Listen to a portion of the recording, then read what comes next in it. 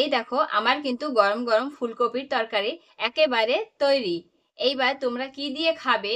রুটি না ভাত নাকি ফ্রাই?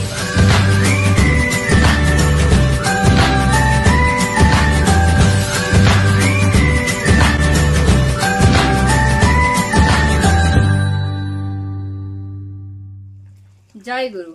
আমি মামুন, মামনের কিচেনে তোমাদের সবাইকে স্বাগত জানাই। আবার আর একটা রেসিপি কি বলো তো আজকে নিয়ে এসেছি। আজকে কিন্তু নিরামিষ টোটালি, বুঝলে তো। আজকে নিরামিষের মধ্যে কি করছি বলো? এখন ফুলকপির সময়, ফুলকপি যদি না করি তাহলে কখন করব? তাই আজকে ভাবলাম চলো একটা ফুলকপিরই রেসিপি নিয়ে আসি। এই ফুলকপির রেসিপিটা পুরো কিন্তু দেখবে, দেখে কিন্তু অবশ্যই করে খাবে আর কমেন্টে জানাবে কেমন হলো।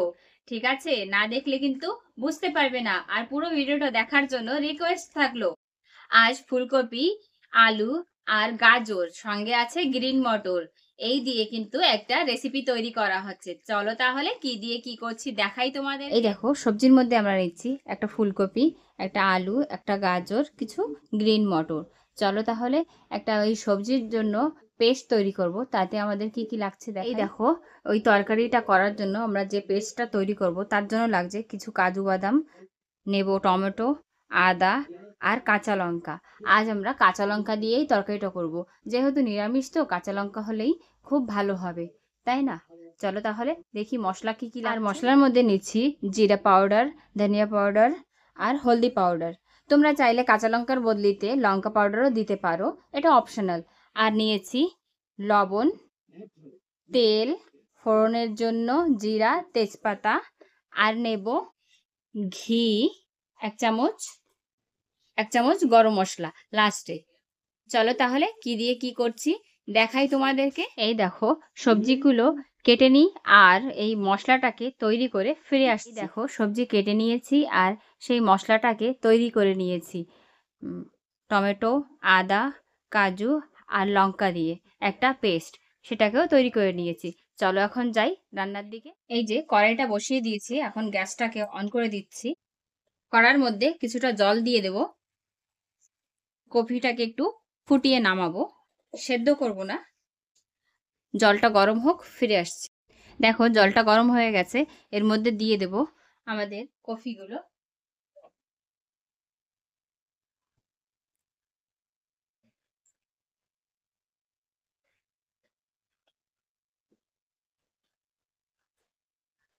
একটু ঢেকে রাখবো।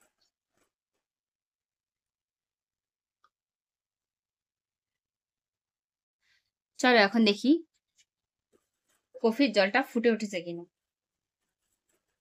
হ্যাঁ, মোটামুটি ফুটে উঠেছে। আর 1-2 মিনিটই রাখবো, বেশি দরকার নেই, কারণ জলটা অলরেডি ফুটে উঠেছিল। এখন তুলে ফেলি একে একে।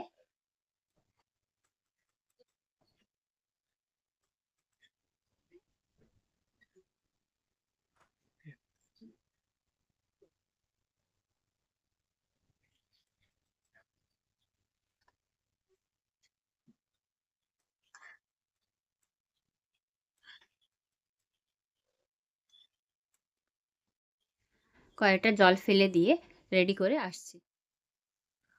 দেখো কড়াইটা বসিয়ে দিয়েছি, এখন দিয়ে দেবো কিছুটা তেল কফি, আলু আর গাজরটা ভাজার জন্য।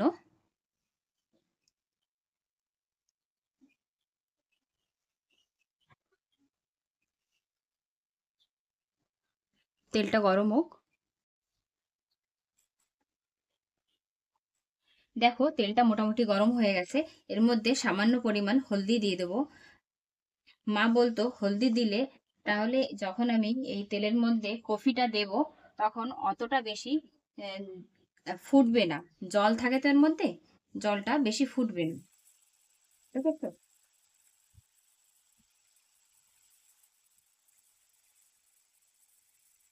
একসঙ্গে আলু আর গাজরটাও দিয়ে দিচ্ছি, একসঙ্গেই ভাজা করে নেবো।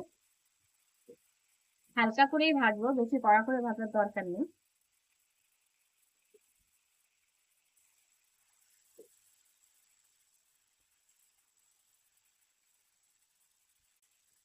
ভাজা হতে থাকুক, ফিরে আসছি। দেখো সব সবজি কটা হালকা হালকা করে ভাজা হয়ে গেছে কিন্তু।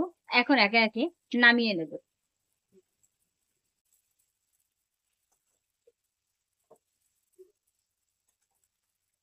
দেখো নামানো হয়ে গেছে।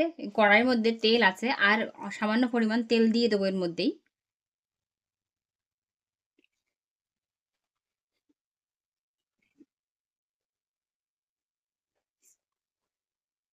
এই তেলের মধ্যেই দিয়ে দেবো জিরা আর তেজপাতা।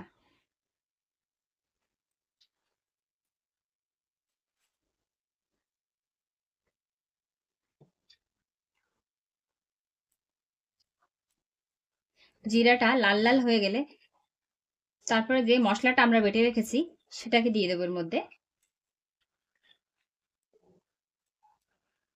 দেখো জিরাটা ভাজা ভাজা হয়ে গেছে। এখন এর মধ্যে মশলাটা দিয়ে দেবো।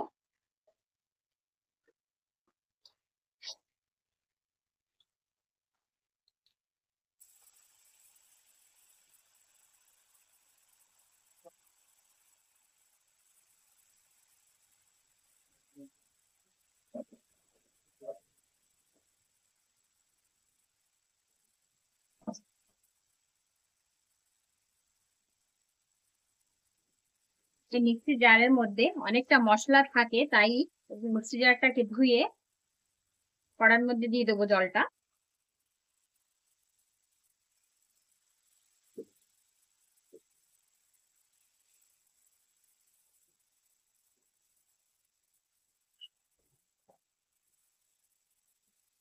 এখন এর মধ্যে একে একে মশলাগুলো দিয়ে দেবো। স্বাদ অনুযায়ী লবণ,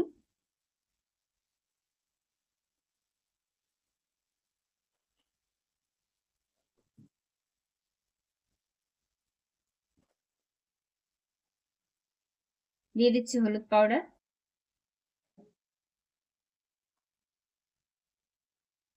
দিয়ে দেবো ধনিয়া পাউডার, দিয়ে দিচ্ছি জিরা পাউডার।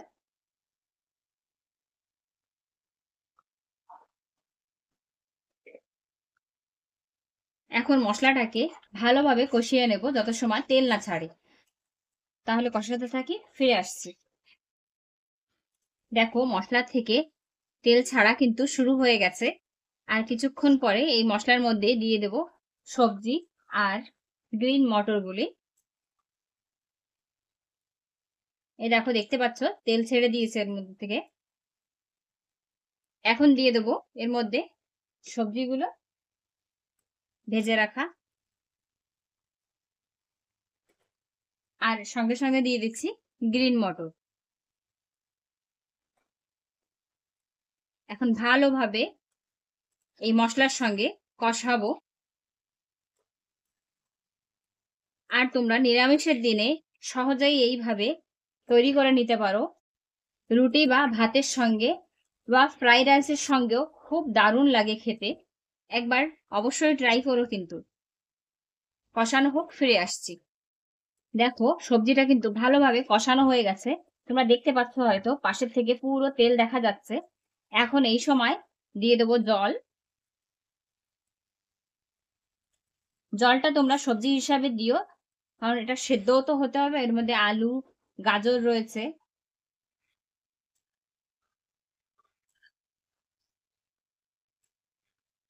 একেবারে টেলটেলে ঝোল করব না, একটু মোটামুটি মাখা মাখা টাইপের তরকারিটা হবে। আর সামান্য একটু দিয়ে দেবো। তরকারিটা ফুটতে থাকুক, ফিরে আসছে। এই দেখো তরকারিটা ফুটছে, কিছু সময় ফুটতে থাকুক, ফিরে আসছে। দেখো তরকারিটা মোটামুটি হয়ে এসছে কিন্তু, আর 2-3 মিনিটই দরকার। 2-3 মিনিটের মধ্যে আমাদের তরকারি একেবারে রেডি হয়ে যাবে। দেখি আলুটা কেমন গলেছে। সুন্দরভাবে আলুটা গলে গেছে, গাজরটাও সুন্দরভাবে গলে গেছে।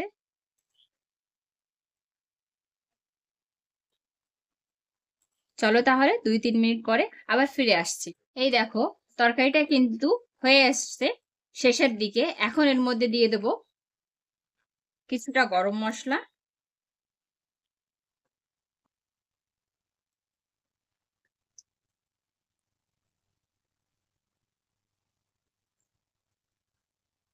আর দিয়ে দিচ্ছি 1 চামচ ঘি। নিরামিষের মধ্যে কিন্তু ঘিটা খুবই ভালো লাগে, তাই না বলো? দেখো আমার রান্না কিন্তু একেবারেই কমপ্লিট। এখন নামিয়ে দেব। এর থেকে বেশি যদি আমি ঝোলটা এখনই শুকিয়ে ফেলি তাহলে একেবারেই শুকিয়ে যাবে যখন তরকারিটা ঠান্ডা হবে, তাই না? এর মধ্যে যেহেতু আলু রয়েছে, তাহলে গ্যাসটা অফ করে দিচ্ছি। চলো তাহলে তরকারিটা নামিয়ে। এই দেখো তরকারিটা কেমন হয়েছে, খুব সুন্দর তাই না দেখতে? নিরামিষ, তবুও কিন্তু ইচ্ছা করছে না যে খাবো না। দেখে মনে হচ্ছে যেন সত্যি এটা খেতে খুব দারুণ হবে। আর আমি আশা করব তোমরা এটাকে অবশ্যই করে খাবে একবার হলেও। তাহলে নামিয়ে নিচ্ছি।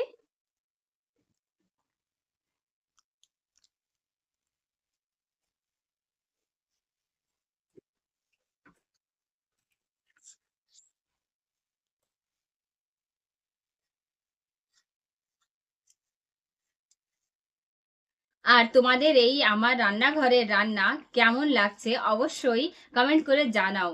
তাহলে আমার সত্যি খুব ভালো লাগবে, আর আমি কাজটা করার জন্য খুব বেশি এনার্জি পাবো, তাই না? তোমাদের সঙ্গে ফ্রি ভাবে কথাও বলতে পারবো যে হ্যাঁ তোমাদের খুব ভালো লাগছে করে। তাই এই দেখো আমার কিন্তু গরম গরম ফুলকপির তরকারি একেবারে তৈরি। আচ্ছা যাই হোক, আমার এই রান্নাঘরে রান্না যদি তোমাদের ভালো লেগে থাকে তাহলে লাইক কমেন্ট শেয়ার আর সাবস্ক্রাইব করতে যেন ভুলো না। রাধে রাধে।